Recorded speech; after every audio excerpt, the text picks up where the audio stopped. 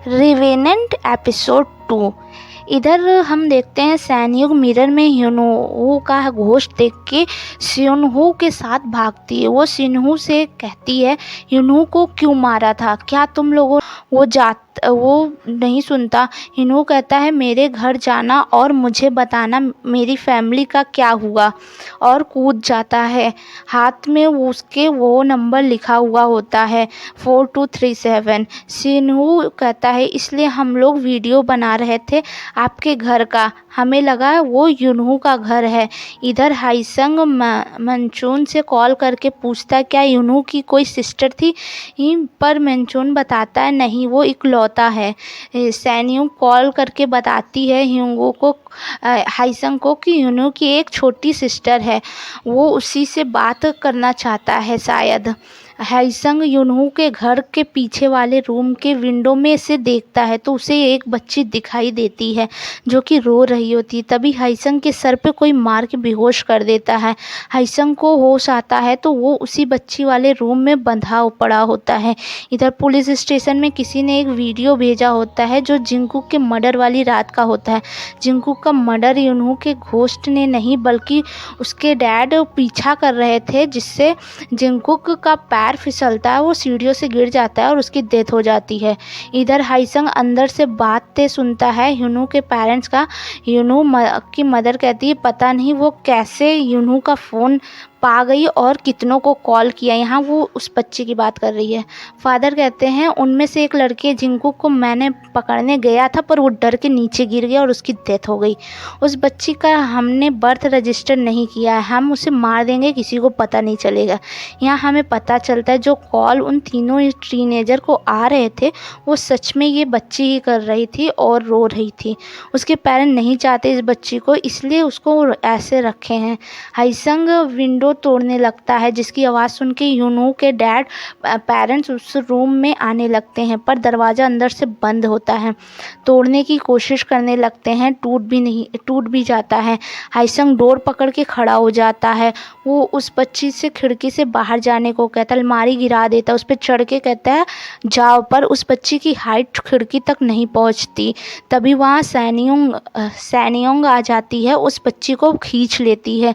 सिन्हू ह्यूनहो के मदर को रोकता है। हाईसंग अब डोर खोल देता है और एक पंच मार के उसके डैड को नॉकआउट कर देता है। पुलिस आके पकड़ के लेती है और बच्ची को भी ले जाती है। ह्यूनहो देख रहा होता है अपनी बहन को, याद करता है उसके पेरेंट्स उसकी बहन को हमेशा बेसमेंट में रखते थे छुपा के। ह्यूनहो रात को छुपके से खाना देता था और उसी ने उसे फ़ोन चलाना सिखाया था और उसका नाम भी रखा था यूनजी। हाईसंग देखता है ह्यूनहो अब गायब हो गया है। सैनयुग कहती है अब सब कुछ ठीक है। हाईसंग कहता है उनके लिए, पर तुम्हारा नहीं। सैनयुग कहती है इंसान घोस्ट से भी ज़्यादा खतरनाक है, और चली जाती है। नेक्स्ट सीन दिखाई जाती है सेमी सैनयुग को ज़बरदस्ती अपने स्कूल फ्रेंड के पोस्ट मैरिज डिनर पे ले जाती है। वहाँ उनके स्कूल के सारे फ्रेंड आए होते हैं। वहाँ होंगसाई भी होता है जो इन लोगों का सीनियर होता है। उनका सेमी सैनयुंग से इंट्रोडक्शन करवाती है। होंगसाई कहता है वो जानता है बहुत पहले से ही। यूनजंग जो ब्राइड होती है वो सैनयुंग के कपड़ों एंड जॉब पे टॉन्ट मारती है। ये सैनयुंग को अच्छा नहीं लगता, पर वो कुछ बोलती नहीं और वहाँ से जल्दी निकल जाती है। नेक्स्ट सीन दिखाई जाती है हाईसंग सैनयुंग से मिलने उसके घर जाती है, क्योंकि सैनयुंग फ़ोन नहीं उठाती। वो घर पे भी नहीं होती, उसकी मदर होती है। वो कहता है वो उसे घर में ले जाती हैं, पर हाईसंग बताता है वो फॉल्कलोर प्रोफेसर है। तब उसकी मदर हाईसंग को वहाँ से जाने के लिए कह देती हैं। वहाँ से हाईसंग कहता है ये इम्पोर्टेंट है, क्या सैनयुंग ने हाल ही में कोई ऐसी चीज़ या ऐसी जगह गई है, ऐसी चीज़ों को छुआ है जो आपको बहुत ही स्ट्रेंज लगा हो। उसकी मदर कहती हैं क्या सैनयुंग खतरे में है किसी। हाँ, एक रेड हेयर बैंड जो उसने टच किया था उसके फादर ने छोड़ गए थे उसके लिए, पर उसको मैंने फेंक दिया था वहीं पे। हाईसंग वहाँ से भागता है। इधर दादी हेयर एसेसरी वाली बुक पढ़ती है जो गैंगमू लाया था। सैनयुंग सैड होती है। वो घर जाते वक्त रास्ते में एक बड़े से मिरर में खुद को देखती है तो उसे घोस्ट दिखाई देती है उसके अंदर वाली और उसके खुद की शक्ल में। उसे सडनली एक विजन आता है, कोई जा रहा है उसके ग्रैंड माँ के घर में वो ग्रैंड माँ के घर की तरफ भागती है। हाईसंग ग्रैंड माँ के घर जाता है, उनसे रेड हेयर एसेसरीज के बारे में पूछता है। ग्रैंड माँ उसे दे देती हैं। हाईसंग वो कहता है प्रोफेसर गैंगमो ने रिसर्च किया है इस पे, ज़रूर कोई नोट्स वगैरह भी होंगे इस रिसर्च के, क्या मैं देख सकता हूँ वो।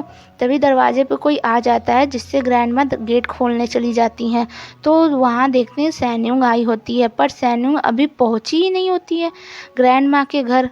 हाईसंग घोस्ट की परछाई देख लेता है और वो समझ जाता है कि ये घोस्ट आई है। वो ग्रैंड माँ के रूम में जाता है जो अंदर से लॉक होता है।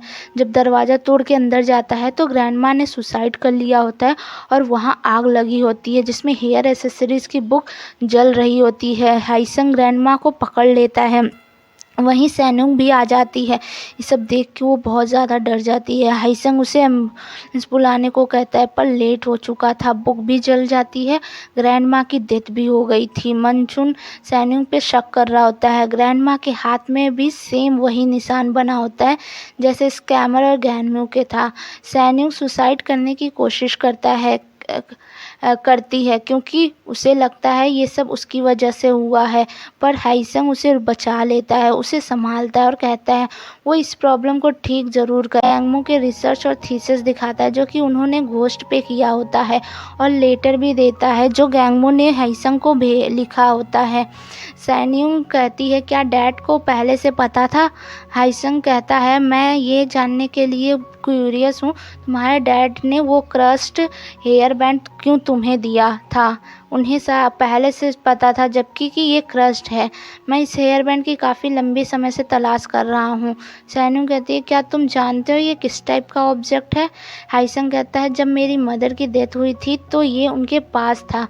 जब मैं छोटा था मेरे फादर की डेथ हो गई थी। मेरी मदर उनके फनल वाली रात को मुझे कहीं ले गई थी और मैं बीमार था। मुझे जब होश आया था मैं मॉम को ढूंढ रहा था, तभी किसी ने नॉक किया दरवाजे पे। मैंने पूछा कौन हो तो मेरी मदर की आवाज़ आई उधर से, तो मैंने वो डोर खोल दिया पर कोई नहीं था। मेरी मॉम पीछे से चिल्लाई गेट क्यों खोला? मैंने उनके हाथ में यही हेयर बैंड देखा।